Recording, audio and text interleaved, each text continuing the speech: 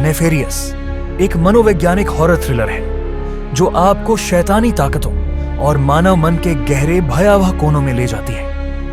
यह कहानी एक मृत्युदंड पाने वाले कैदी और एक साइकोलॉजिस्ट के बीच के खतरनाक साक्षात्कार को दर्शाती है। फिल्म धीरे धीरे आपको शैतान की उपस्थिति और उसके इरादों का एहसास करवाती है, जो दिल को दहला देने वाली ठंडक भर देता है। कहानी की शुरुआत होती है एक ठंडे और सुनसान जेल से, जहां कैमरा धीरे धीरे जेल की ऊंची दीवारों और अंदर के अंधेरे गलियारों की ओर बढ़ता है। जेल में सन्नाटा पसरा है, हर कोना भयानक खामोशी से भरा हुआ है। सुरक्षाकर्मी गहरी निगरानी में है। अचानक एक भारी लोहे का दरवाजा खोलता है और हम पहली बार कैदी एडवर्ड वेनस्टन को देखते हैं। उसकी आंखों में अजीब सी चमक और चेहरे पर एक भयानक मुस्कान है। ऐसा लगता है जैसे वह किसी बड़े रहस्य को छिपा रहा हो। डॉक्टर जेम्स मार्टिन, जो एक साइकोलॉजिस्ट हैं, कैदी एडवर्ड की मानसिक स्थिति का आकलन करने के लिए आते हैं। वह आत्मविश्वासी लगते हैं, लेकिन जेल का माहौल और एडवर्ड का रहस्यमयी व्यवहार उन्हें थोड़ा असहज करता है। डॉक्टर जेम्स जब जेल के दरवाजे से गुजरते हैं तो उनके कदमों की आवाज गलियारे में गूंजती है। उनके हाथ में एक फाइल है जिसमें एडवर्ड के अपराधों की पूरी सूची है। जैसे ही वह एडवर्ड के सामने बैठते हैं, एडवर्ड उन्हें ऐसे देखता है जैसे उनकी आत्मा को पढ़ रहा हो। डॉक्टर जेम्स पेशेवर लहजे में बातचीत शुरू करते हैं, लेकिन एडवर्ड की आवाज में एक शैतानी ठंडक है। वह मुस्कुराते हुए दावा करता है, मैं सिर्फ एडवर्ड नहीं हूं, मैं कुछ और हूं। एडवर्ड कहता है, तुम सोचते हो कि तुम मेरे दिमाग का आकलन कर सकते हो? डॉक्टर, तुम नहीं जानते कि तुम किससे बात कर रहे हो। डॉक्टर इसे एक मानसिक बीमारी मानते हैं, लेकिन एडवर्ड का स्वर और शरीर का भाषा एक भयानक सच की ओर इशारा करता है। एडवर्ड डॉक्टर से कहता है, आज तुम्हें कुछ ऐसा पता चलेगा जो तुम्हारी पूरी दुनिया बदल देगा। वह जोर देकर कहता है कि वह केवल एक इंसान नहीं, बल्कि शैतान का अवतार है। एडवर्ड के शब्द जैसे जेल की दीवारों को भी कंपा देते हैं। उसकी बातों में इतना यकीन और शैतानी शक्ति है कि डॉक्टर भी अंदर से थोड़े घबरा जाते हैं। डॉक्टर फाइल में देखता है कि एडवर्ड ने कई निर्मम हत्याएं की हैं, लेकिन वह इन हत्याओं को सामान्य इंसान की क्रूरता मानता है। एडवर्ड उसकी सोच पर हंसता है और कहता है, तुम नहीं जानते कि इंसान क्या कर सकता है जब वह मेरे नियंत्रण में हो। जैसे ही एडवर्ड ये कहता है, जेल का बल्ब झपकने लगता है। ऐसा लगता है जैसे वहां की ऊर्जा बदल रही हो। पिछले भाग में हमने देखा कि एडवर्ड, जो खुद को केवल एक इंसान नहीं बल्कि शैतान का अवतार बताता है, डॉक्टर जेम्स के साथ एक खतरनाक मानसिक खेल शुरू करता है। अब कहानी गहराती है और शैतानी साजिशें उजागर होने लगती हैं। डॉक्टर जेम्स अपने पेशेवर कौशल से एडवर्ड को मानसिक बीमारी की श्रेणी में रखने की कोशिश करते हैं, लेकिन एडवर्ड की आवाज और उसके शब्द जैसे हवा को ठंडा कर देते हैं। एडवर्ड कहता है, तुम सोचते हो मैं बीमार हूं? यह सिर्फ शुरुआत है। आज तुम्हें पता चलेगा कि शैतान का अस्तित्व क्या होता है। कैमरा एडवर्ड के चेहरे को पास से दिखाता है। उसकी आंखें लाल चमकती दिखती हैं। डॉक्टर का चेहरा हल्का डर और उलझन के मिश्रण को दर्शाता है। जैसे ही एडवर्ड बोलता है, जेल की बिजली झपकने लगती है। कमरे का तापमान अचानक गिर जाता है। डॉक्टर जेम्स को लगता है कि यह सिर्फ उनकी कल्पना है, लेकिन एडवर्ड की मुस्कान कुछ और ही इशारा करती है। एडवर्ड कहता है, देखो, तुम्हारी दुनिया का संतुलन बिगड़ने लगा है। उसी वक्त जेल के अन्य कैदियों की चीखें सुनाई देती हैं। सुरक्षाकर्मी भागकर गलियारों में दौड़ते हैं। यह माहौल जैसे किसी अनजान शक्ति के कब्जे में हो। डॉक्टर जेम्स पूछते हैं, तुमने उन मासूम लोगों को क्यों मारा? एडवर्ड गंभीर स्वर में जवाब देता है, मैंने नहीं मारा, यह मैंने करवाया। वो सब मेरे खेल का हिस्सा थे। एडवर्ड बताता है कि कैसे उसने शैतानी प्रलोभनों से लोगों को अपने वश में किया और उन्हें हत्याएं करने पर मजबूर किया। तुम इंसानों की आत्मा इतनी कमजोर है कि मैं बस एक फुसफुसाहट से तुम्हें तोड़ सकता हूं। डॉक्टर जेम्स खुद को शांत रखने की कोशिश करते हैं, लेकिन एडवर्ड के शब्द उनकी मनोवैज्ञानिक सुरक्षा को तोड़ रहे हैं। एडवर्ड जेम्स से पूछता है, क्या तुम भगवान को मानते हो? डॉक्टर जेम्स जवाब देते हैं, मैं तर्क और विज्ञान पर विश्वास करता हूं। एडवर्ड हंसते हुए कहता है, तो फिर तुम तैयार हो, क्योंकि आज तुम्हारा विज्ञान शैतान के सामने हार जाएगा। एडवर्ड बताता है कि वह सिर्फ एक शैतानी अवतार नहीं है, बल्कि उसने कई आत्माओं को बर्बाद किया है। तुम्हारी आत्मा क्या कहती है डॉक्टर? क्या तुमने कभी उसकी आवाज सुनी है? डॉक्टर जेम्स को समझाने के लिए एडवर्ड अपनी ताकत का प्रदर्शन करता है। वह कमरे में रखे लोहे की कुर्सी को बिना छुए हिलाता है। सुरक्षाकर्मी यह देखकर घबरा जाते हैं। एडवर्ड कहता है, यह तुम्हारे विज्ञान की परिभाषा से परे है और यह सिर्फ शुरुआत है। डॉक्टर जेम्स इसे मनोवैज्ञानिक भ्रम मानते हैं, लेकिन उनका चेहरा उनके डर को नहीं छिपा पाता।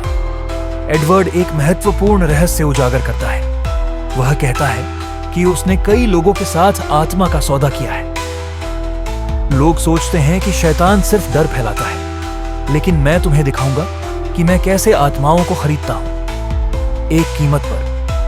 और डॉक्टर, शायद आज तुम्हारी आत्मा भी मेरी हो जाएगी। डॉक्टर यह सुनकर ठंडे पसीने में आ जाते हैं। एडवर्ड डॉक्टर जेम्स को चेतावनी देता है, आज दिन के अंत तक तुम अपनी आंखों से देखोगे कि शैतान क्या कर सकता है, और जब तुम मुझ पर विश्वास करोगे तब बहुत देर हो चुकी होगी। जैसे ही वह यह कहता है, डॉक्टर का हाथ अपने आप मेज पर रखी कलम को पकड़ने लगता है। एडवर्ड हंसता है और कहता है, मैंने कहा था यह तुम्हारा विज्ञान नहीं समझ सकता। पिछले भाग में एडवर्ड ने अपनी शैतानी ताकतों और इरादों की झलक दिखाई। अब कहानी और गहराई में जाती है, जहां एडवर्ड की असली योजना और शैतान का खेल उजागर होने लगता है।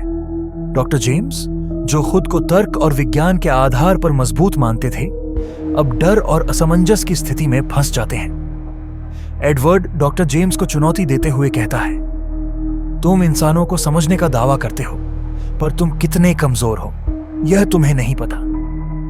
एडवर्ड ने धीरे धीरे डॉक्टर की कमजोरियों पर वार करना शुरू कर दिया। वह कहता है, तुम्हारे जीवन में एक समय ऐसा आएगा जब तुम खुद को बचा नहीं पाओगे, और यही वह पल होगा जब मैं तुम्हें अपने कब्जे में लूंगा। डॉक्टर जेम्स के चेहरे पर बेचैनी साफ नजर आने लगती है। एडवर्ड अपनी कहानी बताता है कि कैसे वह शैतान का गुलाम बना।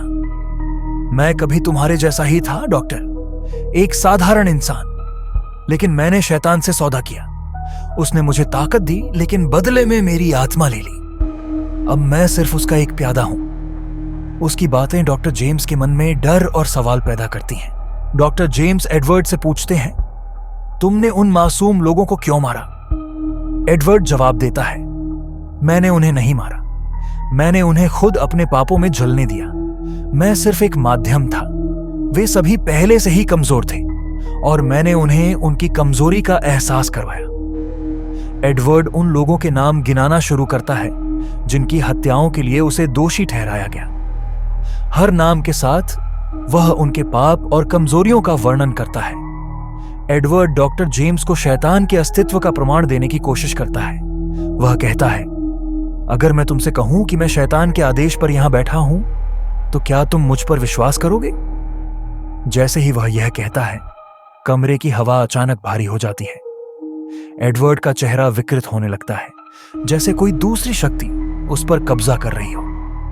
एडवर्ड डॉक्टर जेम्स को उनकी आत्मा के बारे में चेतावनी देता है, तुम्हारी आत्मा भी एक सौदे का हिस्सा बन सकती है। मैं तुम्हें एक विकल्प दूंगा, या तो तुम इसे स्वीकार कर लो या फिर परिणाम भुगतो।